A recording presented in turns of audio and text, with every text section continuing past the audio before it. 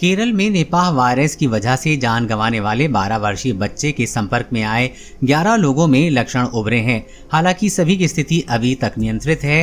राज्य की स्वास्थ्य मंत्री वीणा जॉर्ज ने कहा है कि आज रात तक 8 लोगों के सैंपल टेस्ट के लिए भेज दिए जाएंगे, जबकि 3 लोगों का टेस्ट कोझिकोड मेडिकल कॉलेज में हो सकता है।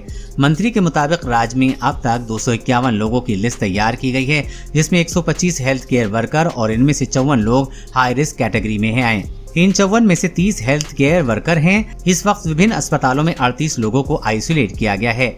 निपाह वायरस ने राज्य में नई मुश्किलें पैदा कर दी हैं। दरअसल कोरोना महामारी का भीषण कहर झेल रहे राज्य में अब निपाह वायरस ने नई मुश्किलें पैदा कर दी हैं। कोझिकोड जिले में निपाह संक्रमित एक 12 वर्षीय बच्चे की मौत हो गई है, जिसके बाद प्रशासन ने कार्रवाई और तेज कर दी है। बच्चे के सैंपल की टेस्टिंग पुणे स्थित नेशनल इंस्टीट्यूट ऑफ वायरोलॉजी में हुई थी। केंद्र ने राज्य में national centre for disease control की एक टीम भी भेजी है। वायरस फैला तो ये फल चर्चा में आया। केरल में अब जब फिर से निपाह वायरस फैल रहा है तो एक फल चर्चा में आ गया है। माना जा रहा है कि निपाह वायरस के फैलने का संबंध इस फल से हो सकता है। दरअसल इस फल को जिन बच्चों ने खाया वो सभी निपाह से ग्रस्त हो गए हैं। मृतक 12 वर्षीय बच्चे ने भी ये फल खाया था। ये फल आमतौर पर देश में उतना चर्चित नहीं है, लेकिन दक्षिण एशियाई देशों में ये खूब होता है और लीची जैसा लगता है।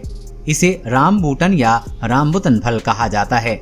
अब तक इस फल को फायदेमंद फल के तौर पे जानते थे। हालांकि इसका नुकसान भी है, लेकिन इसे वायरस फैलाने वाला फल कभी नहीं माना गया। लेकिन ये संभव है कि इस फल को चमगादड़ ने झूठा किया हो, क्योंकि जब पिछली बार केरल में निपाह फैला तब भी ये फल और चमगादड़ दोनों चर्चा में आए थे।